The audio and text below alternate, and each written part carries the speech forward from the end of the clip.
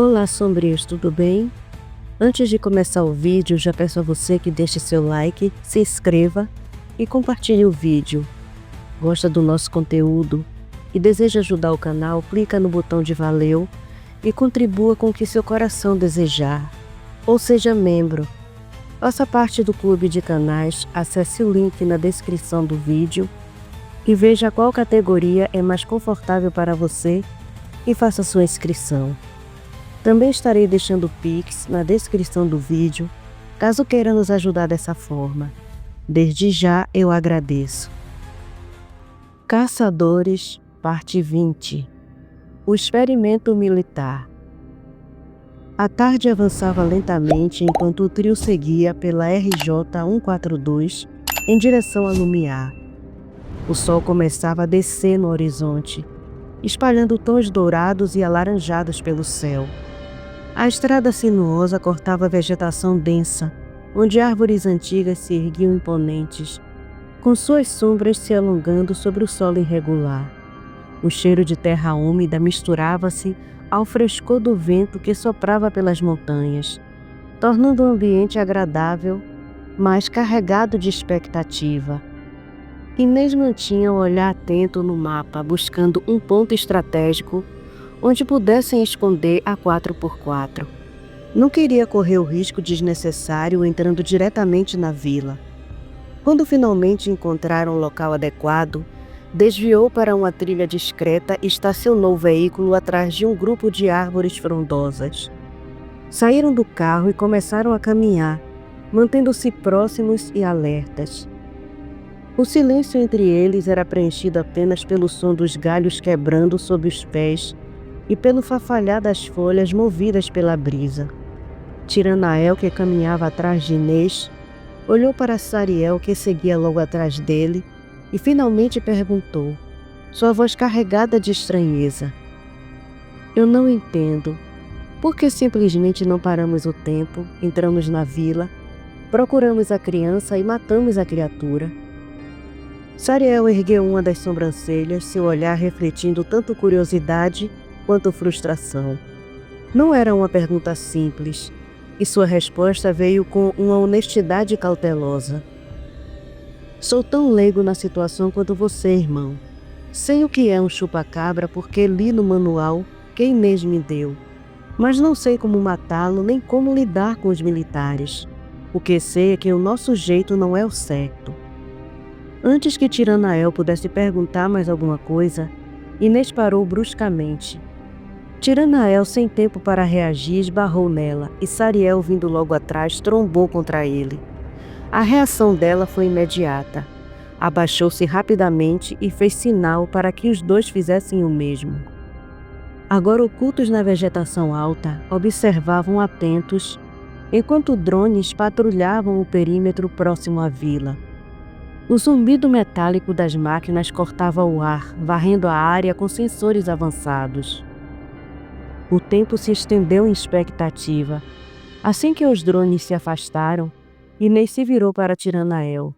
Sua expressão era séria e calculista. Alguns humanos podem enxergar o mundo sobrenatural como histórias, lendas ou simplesmente inexistente. Mas aqueles militares sabem que ele é bem real e desenvolveram métodos para identificá-lo. Armas para conter criaturas simples e até criaturas mais poderosas. A gravidade em sua voz fez com que Tiranael prestasse mais atenção. Tem muitas dessas armas naquela vila. Qualquer manifestação sobrenatural, por mais sutil que seja, será detectada imediatamente. Eu e Sariel fomos requisitados para resgatar essa criança e matar a criatura, mas recusamos porque a confiança no padre que nos pediu ajuda já não existia. Mesmo assim, estamos aqui em uma missão extraoficial. Ela respirou fundo antes de finalizar, seu olhar se fixando no de Tiranael com uma determinação inabalável. Vamos entrar, caçar a coisa, libertar as possíveis vítimas e sair sem sermos detectados. O silêncio que seguiu as suas palavras era carregado de entendimento. Tiranael percebeu que aquela missão e além de simplesmente eliminar uma criatura perigosa. Havia estratégia, cautela e uma nova perspectiva sobre o mundo humano que ele ainda estava tentando compreender. O sol continuava sua descida lenta, atingindo o céu com matizes de vermelho e lilás. O trio retomou a caminhada, agora mais atento e consciente dos desafios que aguardavam na vila abandonada. O pôr do sol tingia o horizonte com um dourado profundo, como se o céu estivesse se despedindo lentamente da luz do dia. As sombras das árvores e das tendas se alongavam pelo chão seco da vila, e o ar carregava a promessa de uma noite fria. O vento, apesar de brando, trazia consigo um cheiro de terra e de madeira queimada, misturado com o murmúrio distante dos últimos resquícios de vida no acampamento. Inês e seus companheiros avançaram com cautela, seus passos quase inaudíveis sobre o terreno irregular. Cada batida do coração carregava a expectativa do que viria a seguir, um misto de tensão e estratégia. Quando finalmente alcançaram um ponto favorável de observação, Inês ligou o celular, o brilho da tela refletindo por um breve instante no rosto determinado dela. Ela virou a tela para eles com a foto de Trevor Banks e disse: "Tentem encontrar o professor Banks e onde ele está." Sariel e Tiranael entreolharam-se antes de fecharem os olhos por um instante. Quando os abriram novamente, seus olhos se transformaram. Sariel com um azul incandescente e Tiranael com um dourado reluzente como ouro banhado pela luz do sol. O mundo diante deles se revelava em detalhes impossíveis de serem percebidos por olhos comuns. Percorreram cada recanto da vila, cada sombra, cada movimento, até que Tiranael murmurou com uma certeza contida: "Encontrei." Ele entrou em uma casa do outro lado da vila. Tem uma mulher parada do lado de fora e me parece aflita. Sariel franziu levemente a testa antes de responder. "Também estou vendo. É a esposa dele, Alice. Há apenas um guarda na porta." Inês respirou fundo e começou a se afastar. "Ótimo. Vamos voltar para o carro e nos preparar. Entraremos à noite e vamos até a casa onde o professor Banks está para nos informarmos melhor sobre a situação." A tensão silenciosa os acompanhou até o veículo. Inês subiu na carroceria e abriu a sacola com os rifles e o fuzil que Edgar havia deixado para ela. Suas mãos estavam firmes enquanto começava a preparar as balas, sabendo que cada detalhe importava. Ao abrir um recipiente tampado firmemente, a água no interior brilhou por um instante, antes de revelar os projéteis do fuzil. Com precisão entregou um rifle para Sariel e outro para Tiranael. "Essa será a única arma que usaremos. Nada de foice, nada de espada flamejante. No entanto, preciso que os dois me deem uma raspa do metal de suas armas. Elas são, de certa forma, abençoadas. Isso tornará as balas mais eficazes." Os dois se entreolharam por um breve momento antes de concordar silenciosamente. Inês desmontou os projéteis, retirou a munição e a colocou em uma vasilha de metal. Em seguida entregou um punhal para Sariel. "Passe na sua foice e deixe um pouco da obsidiana cair na mistura." Sariel obedeceu sem hesitação, deixando que pequenos fragmentos escuros se misturassem ao conteúdo metálico. Depois entregou o punhal para Tiranael, que raspou sua espada, derramando um pó dourado e luminoso sobre a mistura.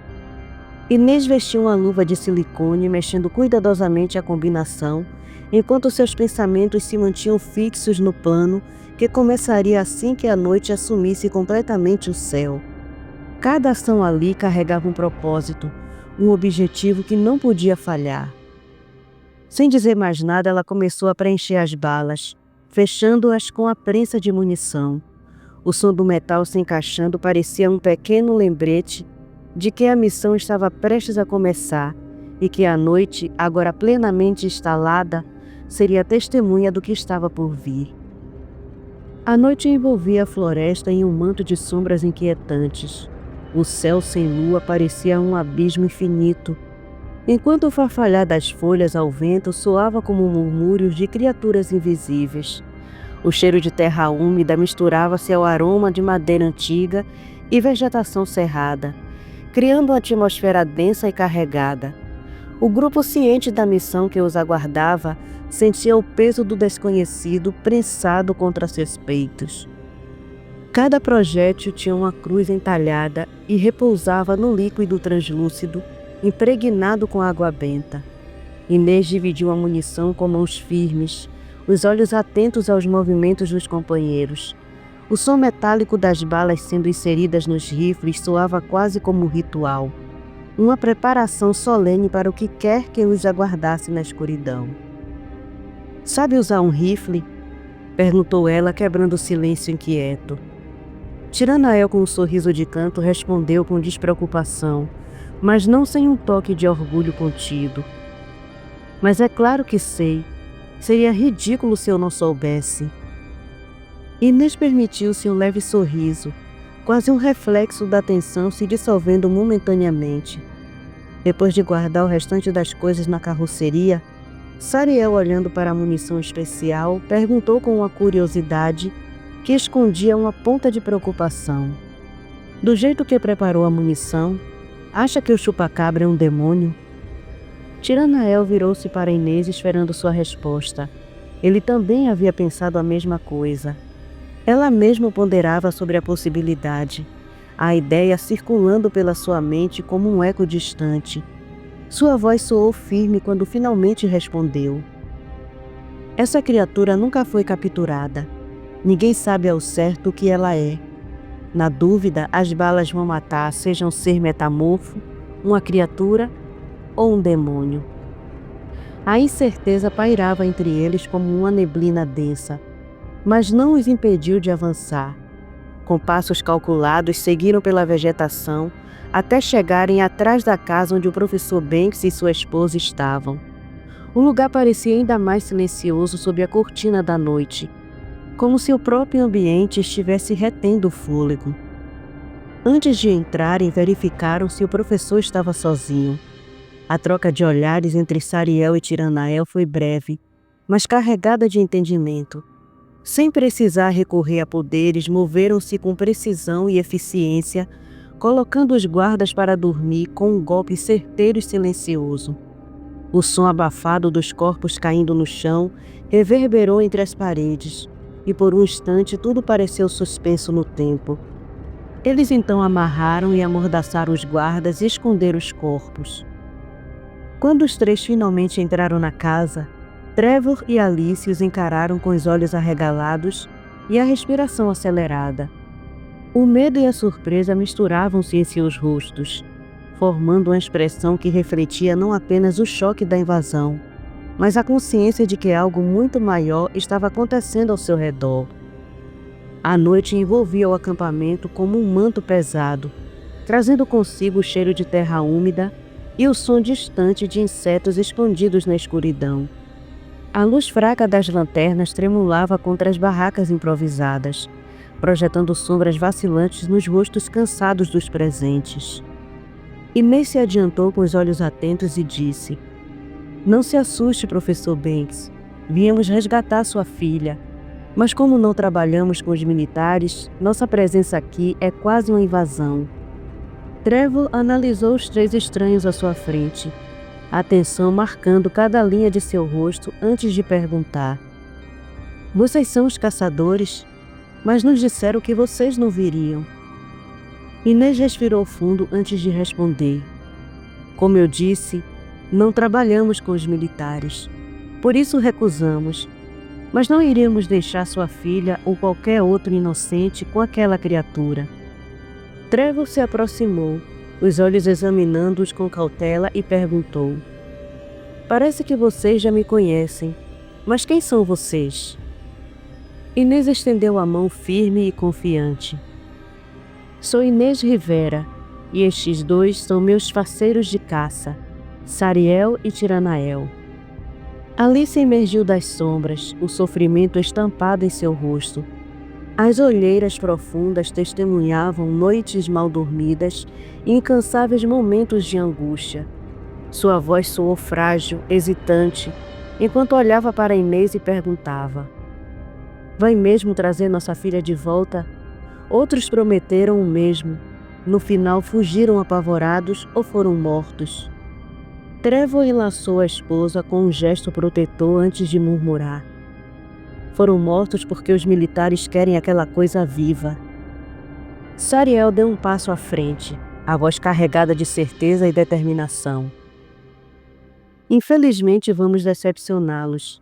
No que depender de nós, aquela criatura vai morrer. Trevor e Alice trocaram olhares, um entendimento silencioso passando entre eles, antes que ele dissesse: precisam saber de algo. O chupacabra não é uma criatura comum. Acho que é alguma mutação genética, algum experimento que deu muito errado. Alice, com o corpo trêmulo, completou: e os militares estão metidos até o pescoço. Por isso estamos presos aqui. Não nos deixam pedir ajuda para encontrar nossa filha e suspenderam nossas pesquisas quando descobrimos sobre o chupacabra. Sua voz quebrou ao final da frase, e lágrimas deslizaram por seu rosto enquanto Trevor a abraçava, apertando-a contra si como se pudesse protegê-la de tudo aquilo. Tiranael se aproximou, atento, a expressão séria ao perguntar: o que pode nos dizer sobre esse chupacabra? Trevor caminhou até a cama de campanha que dividia com Alice, com gestos rápidos levantou o colchão e puxou uma caderneta de anotações antes de dizer: eles tomaram nossas pesquisas, mas eu sempre faço anotações duplas para situações como esta. A atmosfera pesava sobre todos. O vento noturno carregava murmúrios inquietantes e cada palavra trocada parecia aumentar a intensidade da luta que estava por vir. A noite envolvia a casa abandonada como um véu sombrio, tornando o silêncio do ambiente ainda mais opressor. O vento soprava suavemente pelas frestas das janelas quebradas, carregando consigo o cheiro da vegetação úmida e o mofo impregnado nas paredes envelhecidas. A iluminação precária vinha de uma única lanterna sobre a mesa, lançando sombras recortadas que pareciam se mover a cada pequeno deslocamento dos presentes. Inês pegou a caderneta e folheou rapidamente, mas seus olhos se fixaram em uma descrição de Trevor sobre a criatura.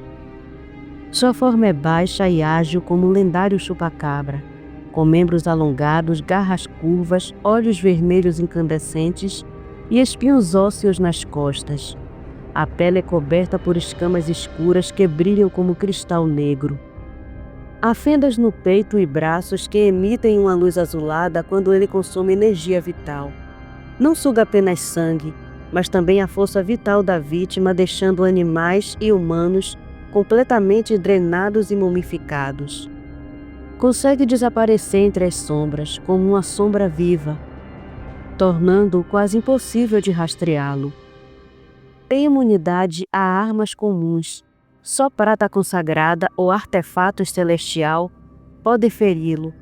Seu rugido paralisa os sentidos e causa alucinações momentâneas, tornando a caça ainda mais difícil. É confundido com a lenda comum, mas na verdade é um demônio transmorfo. Quando feri-lo, deve impedir que ele se alimente. Se o fizer, ele se fortalece e pode invocar versões menores de si mesmo. A cada linha que lia, a gravidade da situação tornava-se mais evidente. A criatura que caçavam não era apenas um predador. Era algo além da compreensão comum. Quando terminou, encarou Trevor com um olhar carregado de inquietação e dúvida. Ele suspirou cruzando os braços com um peso visível no rosto. Inacreditável, não é? Se eu não o visse com meus próprios olhos, também não acreditaria. Mas essa coisa foi um chupacabra algum dia. As experiências dos militares o transformaram nessa aberração descrita aí. O silêncio que se seguiu foi carregado de expectativa e incredulidade. Inês passou a caderneta para Sariel e Tiranael, permitindo que ambos absorvessem os detalhes. Enquanto eles liam, ela voltou seu olhar para Trevor com uma expressão séria e determinada. O senhor fala que a genética da criatura foi misturada com a de um demônio. Poderia ser mais específico? Trevor se sentou pesadamente em uma cadeira enferrujada, os olhos fixos no chão por um momento antes de erguer a cabeça para responder. Sua voz era densa, carregada de emoção e um toque evidente de culpa. Rose sempre foi muito curiosa, aventureira e tinha um faro aguçado para a confusão. Uma característica minha que eu gostaria que ela não tivesse herdado. Eu a trouxe porque sua fome por aprender sobre nosso trabalho, o meu e o de Alice, era contagiante, e como estava de férias, não iria atrapalhar suas aulas. Se eu soubesse, nunca a teria trazido. Alice se aproximou, suas mãos pousando com firmeza nos ombros dele, num gesto de conforto silencioso. Seus olhos refletiam a dor e a exaustão. Ela prosseguiu com a narrativa dos fatos. Foi Rose quem descobriu a criatura nas instalações dos militares. Havia uma câmara de contenção onde o chupa-cabra estava preso, e junto com ele, um demônio. O peso daquelas palavras se instalou no ambiente, tornando o silêncio quase sufocante.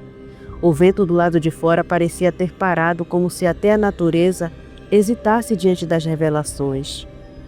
Alice respirou fundo antes de continuar, com a voz vacilante. Rose disse que o demônio mudava de forma dentro de um cilindro que ela achou ser vidro, porque era transparente. Ela o descreveu como um anjo negro, antes de assumir outras formas. O silêncio permanecia pesado enquanto cada um processava o que acabara de ouvir. A noite pairava pesada sobre a vila abandonada, envolvendo tudo em um silêncio inquietante.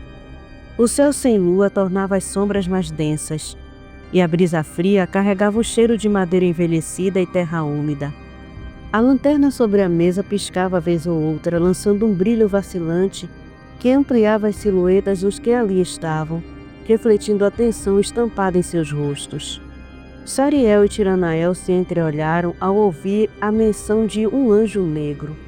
O peso daquelas palavras reverberava entre eles como um eco de algo há muito enterrado. Tiranael se aproximou, sua expressão carregada de preocupação, e perguntou. Sua voz era baixa, mas firme. Sua filha, professor Banks. Ela tinha certeza de ter visto um anjo negro? Trevor sustentou o olhar dele e respondeu com convicção, cada palavra carregada de lembranças que ainda não tinham se dissipado completamente. Eu mesmo o vi. Era exatamente como Rose descreveu. Um anjo negro. Ele estava dentro de um cilindro com inscrições em uma língua que eu não conseguia identificar. Elas brilhavam cada vez que ele batia com os punhos ou jogava o corpo contra o vidro, ou seja lá que material aquilo era feito. A verdade é que ele não estava ali por vontade própria. O silêncio que se seguiu foi pesado. O som do vento cortando os galhos lá fora era o único ruído que se atrevia a preencher o espaço. Tiranael olhou para Sariel buscando respostas, e Inês, intrigada, captou a troca de olhares entre os dois. Por que tenho a impressão de que vocês dois sabem o que é essa coisa presa no cilindro? Perguntou, sua voz controlada, mas carregada de expectativa. Sariel voltou seu olhar para ela antes de responder. O tom de sua voz era diferente agora, não de hesitação, mas de um reconhecimento sombrio do próprio passado. Não é um demônio, é um anjo e um dos caídos. Seu nome é Noctariel. Ele é um anjo da noite voltado para todo tipo de trevas. Ele respirou fundo, sentindo o peso das palavras que saíam de seus lábios, como se cada um carregasse um fragmento do que ele tentou esquecer. Eu fui aprisionado. Por um momento a escuridão no cômodo pareceu se expandir ao redor deles, como se a própria noite absorvesse a confissão. Eu fui aprisionado porque me uni a ele para mergulhar o mundo em trevas. Inês o encarava, sentindo o coração acelerar. Sua mente girava em círculos tentando assimilar o que aquela revelação significava. Tudo o que sabia sobre Sariel e sobre o que estava enfrentando adquiria um novo peso. Foi então que Tiranael quebrou o silêncio, sua voz carregada de um entendimento repentino. Acho que assim como você encontrou a prisão de Sariel, os militares encontraram a dele. Ninguém respondeu de imediato. Apenas o vento continuava soprando do lado de fora, carregando consigo a sensação de que algo maior os observava, algo que agora não poderia ser mais ignorado.